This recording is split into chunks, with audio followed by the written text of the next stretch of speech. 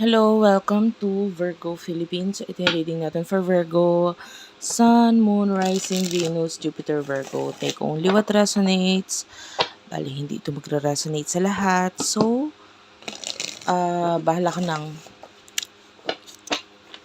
maglagay ng sarili mo sa sitwasyon. Maraming salamat nga pala sa mga nagla-like, nagsusubscribe, at yung mga comment nyo guys. Sobrang love na love ko yung mga comment nyo. Kahit heart-heart lang yan. So, sana mag-iwan kayo sa baba.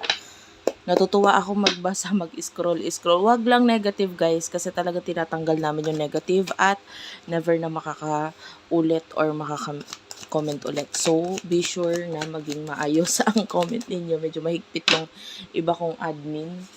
Ayan. Pagdating sa, kasi nag-i-spread tayo ng positivity dito sa channel guys. Ayaw natin ng mga negative. Okay, Page of Swords and Justice card. Okay, this is your main energy. Nakakita tayo ng balance na energy dito with the Justice card. The Four of Cups. By the way, this is love reading. Okay, Page of Swords. You could be someone na very, young. And hindi man young at heart. Sabihin na natin ganun. And the Justice card. I feel like nagiging maganda yung mga bagay na nasa isip mo sa ngayon. But,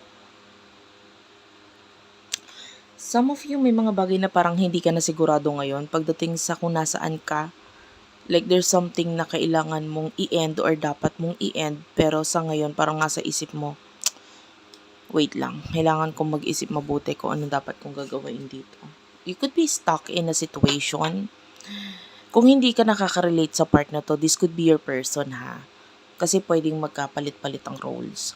So, nakikita natin, you could be stuck in a situation. May mga offers sa'yo, pero alam mo may magandang offer sa'yo in the past, pagdating sa career, pero hindi mo ginrab yung opportunity. So, or might be, pinagdudahan mo si opportunity na nag-lead into a disaster. Like, masyado kang,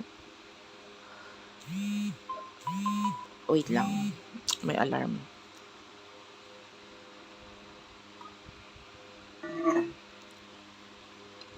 So, masyado kang nag-isip ng kung ano-ano about that opportunity na naging dahilan para hindi mo siya mag-grab. 'Di ba?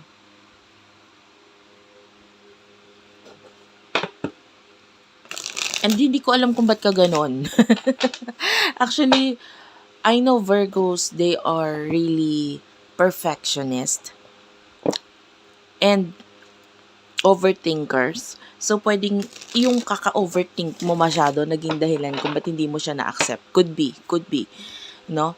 Masyado ka nag-overthink, tinignan mo agad yung future, etc. Sa isip mo, ay baka hindi to mag-workout, etc. Nag-overthink ka masyado. Then ito yung naging rason kung bakit si opportunity hindi mo na-grab. You know? So, be sure na huwag kang masyadong mag-overthink. Yun yung lagi mo tatandaan. Death card and the Two of Cups is here. Cancer, Scorpio, Pisces. This is a person na kakonect mo. The bottom of the deck is the sun. So, you could be dealing with someone na pwedeng nagkaroon ng death or rebirth and death. Ang nakukuha ko dito is pwedeng nagkaroon ng partnership connection sa inyo ng person na ito in the past. This could be a past person or a new person. Okay. It doesn't matter. Pero nakakita tayo ng connection wherein itong person na to, pwedeng pabalik-balik siya sa buhay mo. Pabalik, aalis, ganun. And then pag bumabalik, nagkakaroon ng partnership, relationship, then aalis na naman. Ganun. I don't know. Yung iba, yung partnership could be relationship, partnership sa business, whatever kind of partnership, or friendship na medyo maganda. Bahala ka na kung paano ka makaka-relate. Guys, pag nagsasalita ako at hindi mo naiintindihan yung mga sinasabi ko, hindi ka nakaka-relate, wag mong ipilit. Uulit-ulitin ko yun kasi technically, this is not personal reading. So, pwede ka hindi makarelate. The sun is here. Definitely, pagbabalik tong taong to, nagbibigay ito ng brightness, ng happiness sa'yo. Sa ngayon, I can see a person who could be in another connection or in another relationship. Kasi nakikita natin ikaw yung mailap eh. So, could be in another partnership. Yung Two of Cups that is showing to me as another relationship, another connection, pero hindi sa'yo. Pero itong person na to sa ngayon, happy siya. Happy siya. So, pwedeng may reconnection sa inyo, if ever yung iba may reconnection. Pero, itong person na to could be in another friendship, relationship, partnership na masaya naman siya doon. So, kung ikaw mag-aalis-alis ka sa buhay niya, okay lang kasi meron naman ako, masaya naman ako dito. Parang ganun. So, emotions ninyo sa isa't isa. So, nahulog yung isang card. Pasensya ka na kung medyo maalog yung aking table. Kasi laptop table lang to, guys. Lately, dito na talaga ako nagre-reading sa laptop table. Kasi mas gusto ko yung nasa lapag ako, or nasa, basta, naka-Indian seat. Rather than nandun sa aking, computer chair. Mas gusto ko yung ko dito, hindi nananakit yung katawan ko. 6 of Wands. Ayan. 9 of Cups. Emotion ng person mo.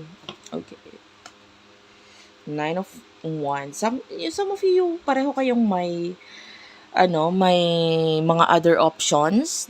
For what I can see here, so pwedeng 10 of Swords, there could be an ending na nangyayari sa connection ninyo. And then, both of you are focusing on yourself, sa mga new beginnings sa sarili nyo. Ending ng connection, pero yung iba, the 6 of Wands, hindi mo pinapansin ng person na to, pero pwedeng itong person na to is one of your options. And, etong person na to, nakakita tayo ng pagka-miss, naaalala ka pa rin ng person. So, majority of you guys is walang connection or communication sa person na ito. Okay? Pwedeng dito kayo sa point na in and out. So, nandito kayo sa out. Okay? So, the 9 of Wands, nakakita tayo ng as much as possible. Ayaw kanyang mamiss. Ayaw kanyang isipin. Ayaw kanyang mamiss. Diba? So, what's with the 9 of Wands and the 6 of Wands? Tell me about this. What's with the 9 of Wands? Yeah, you're thinking about the future. You're thinking about the future. Hindi clear pa sa akin kung ano yung pinaka-emotion mo dito sa taong to. Tell me about the emotion. Okay, yung iba sa inyo, you're being not honest pa sa iyong emotions. Nakakita tayo dito ng deception with the Magician. This is Virgo energy. Some of you, kahit ikaw, sarili mo, pinaniniwala mo yung sarili mo na, hindi ko siya gusto, hindi ko siya mahal, ayoko na, ganyan.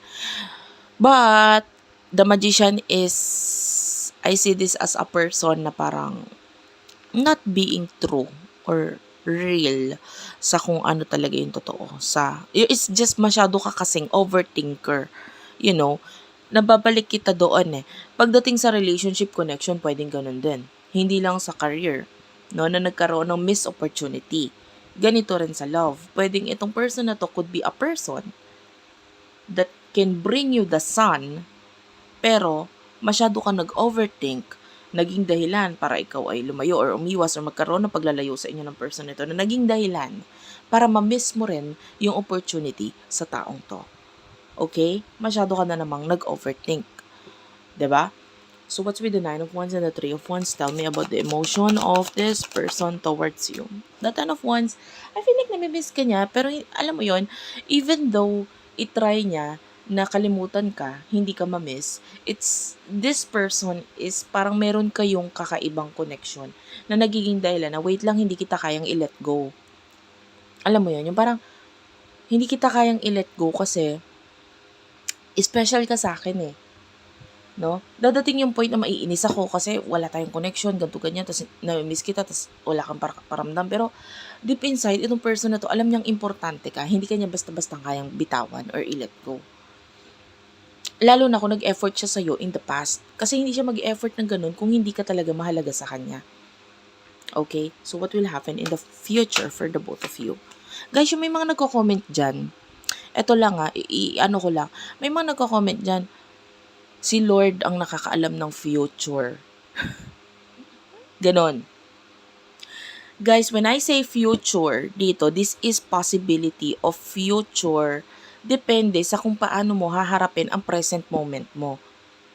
Alam mo yung number one gift na binigay sa atin ni Lord is the gift of free will. 'Di ba? Yung future mo, technically, ikaw ang gagawa. So, yung future na sasabihin ko dito, possibility of future sa inyong dalawa. Pero, depende pa rin sa kung anong action ang gagawin mo ngayon. Kung hindi mo nagustuhan si future, meaning to say, may mga kailangan kang gawin sa present moment mo para maging mas maayos yung future or yung outcome mo. Kasi tarot, this is advice actually. More on advice para sa'yo. 'Di ba? For example, ni-reading kita. Personally, sinabi ko, or kahit hindi ako, other readers, sabihin sa'yo, yayaman ka in the future. Anong dapat mong gawin? Kailangan mo sipagan. Sinabihan ka pala, ang laki ng chance mo yumaman eh. 'Di ba? You know what I mean? Kailangan mo pa rin kumilos. Hindi naman pwedeng sinabi yayaman ka, maghihintay ka na lang ng grasya talaga, maghihintay ka na lang ng pagyaman. Ibig sabihin, yung opportunity sa'yo, dadating at dadating. Tatanggapin mo ba? Sisipagan mo ba? Yun ang tanong. Okay? So, eto na. Yung habi, si Lord lang nakakaalam. Pag sinabi may problem in the future, of course, what are you going to do? Kailangan mong i-prepare ang sarili mo for that. Yun yung ibig sabihin. This is just a guidance, guys. This is just a guidance. Yan, inililinaw-linaw ko lang. Sana mas naging clear para sa iba. Okay, in the near future. In the near future for you, Virgo. In the near future for you. 10 of Pentacles, like what I've told you. 10 of Pentacles. And the 9 of Swords. Okay. Alam mo, magkaibang energy na kuha ko dito. What's with the 10 of Pentacles? King of Cups. What's with the 9 of Swords? Magkaibang group of Virgo to. Okay. Magkaibang group of Virgo. Okay. Two of Swords. The Moon. The Hanged Man. And the 5 of Pentacles. Kanina ko pa sinasabi. Okay.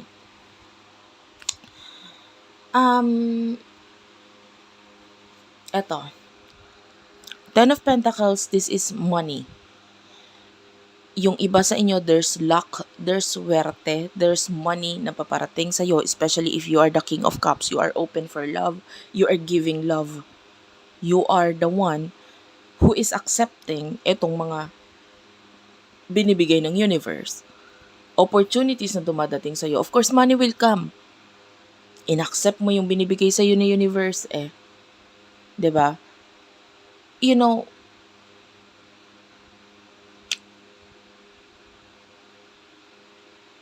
ganito. Yung iba kasi sa inyo, etong side na ito hindi maganda. Why? Ito yung may sariling direksyon sa buhay. And some of you, this is you in the future. The Emperor, ay hindi, ako ang gagawa ng gusto kong mangyari sa buhay ko. 'Di ba? Hindi ka nag-go with the flow. I will give myself as an example. Ako, ever since I was a child, ang gusto ko talaga negosyo. Negosyante ako. Kaya marami ako negosyo ngayon. No? Pero, si Lord may plano sa akin. 'Di ba? Gusto niya, hindi mag-tarot reader ka, mag-guide ka ng tao. That's your purpose. Dinala niya ako dito. Hindi ko to ginusto lang, guys. For those of you na akala nyo, inaral ko lang ang card, hindi. May mga experiences ako. Sa mga hindi nakakaalam, sinapian ako, etc. Maraming nangyari sa akin spiritual na bagay. Hindi ako yung, I know some, or yan, yung ibang tarot readers na alam ko, hindi ako magme-mention, but some of them, alam ko pag hindi talaga gifted eh. Yung parang inaral lang talaga si cards. Yun, masabi mo, tarot readers yun. I cannot call myself tarot reader lang. I'm a guide. Okay, magkaiba yun. Eto, purpose ko talaga. Kasi ako, sabi ko nga, negosyante ako.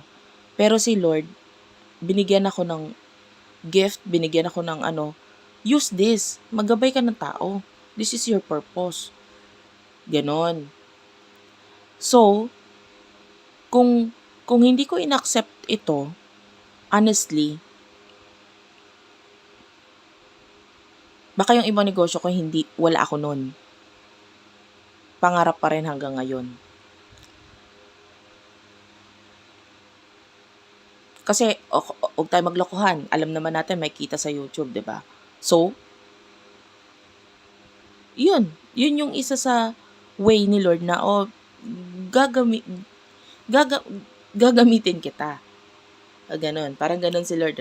Sabi niya, gagamitin kita. Madam P. Ibibigay ko yung gusto mo, yung hinihiling mo sa akin, pero kailangan may gawin ka rin para sa akin. So, parang ganon, di ba? May binigay siya sa akin, opportunity, gift na binigay ni Lord. Ginamit ko naman. And then, parang tulungan lang din kami ni Lord. Parang may partnership sa amin. And eto kasing side na to, nakikitaan ko to ng problem. Why? Kasi masyado kang may direksyon sarili mo eh. Para mong, sa side mo ito, sana naiintindihan mo. Parang ikaw, binigyan ka ng opportunity ng skills, ng talents ni Lord, pero ang ginawa mo, ayoko niyan Lord. Ito ang gusto ko. You know what I mean? Guys, eto ha. I respect kung ano pinaniniwalaan mo si Lord, the universe. I respect that. Sabihin na natin ganun, anong binigay sa'yo ni universe na na gift? Ito yun. Dapat gamitin mo. Pag may binigay sa'yo yung opportunity, i-grab mo. Huwag kang masyadong overthinker. Katulad niyan, yung iba sa inyo, hinindian si opportunity, in the future, nakakita tayong problema. Bakit? Hindi mo inaccept si opportunity in the past in the present moment. So, in the future, nakita tayo ng problema sa'yo. Partnership na hindi naman talaga para sa'yo. Bakit? Mas pinili mo yung relasyon na hindi para sa'yo. Kasi, mas nakita mo, hindi sa future ko, okay ako dito. Ganon. So, in the future, nakakita tayong problema pagdating sa relationship, partnership, at sa sarili mong direksyon na pinili. And that is your future. Some of you guys, magkaiba. Kasi nakakita tayo dito ng swerte, luck, money. Alam mo yan sa sarili mo. Kung ginrab mo si opportunity, kung ginamit mo si talent mo, kung ginamit mo yung skills mo, of course, magbubunga yan sa'yo. May mga challenges, dumadating talaga yon. Pero yung challenges, kasama yon para mas mag-grow ka. Okay? The Two of Swords, the Moon, there's this decision to make in the future. Pero itong decision na to, kailangan gamitin mo yung intuition mo. Binigyan ka ng angking galing na magkaroon ng magandang or mas ma-enhance na intuition, gamitin mo yan in the future. The Hanged Man is here. Actually, sinasabi sa ito, ka masyado magmadali sa paggawa ng desisyon. Gamitin mo yung intuition mo. Eight of Wands is here. I can see the help of a family or families, marami, in the future for you. May mga pamilyang tutulong sa'yo. Okay? That's it for now. Sana nagustuhan mo yung message, guys. I really do love the message of this reading. Sobrang na-inspire ako. Sobrang nagustuhan ko yung message ng ating angel guides at spirit guides for you. At saka, sana na-inspire ko din yung iba, of course, by sharing my message. And yeah, thank you for watching. I love you all and bye-bye.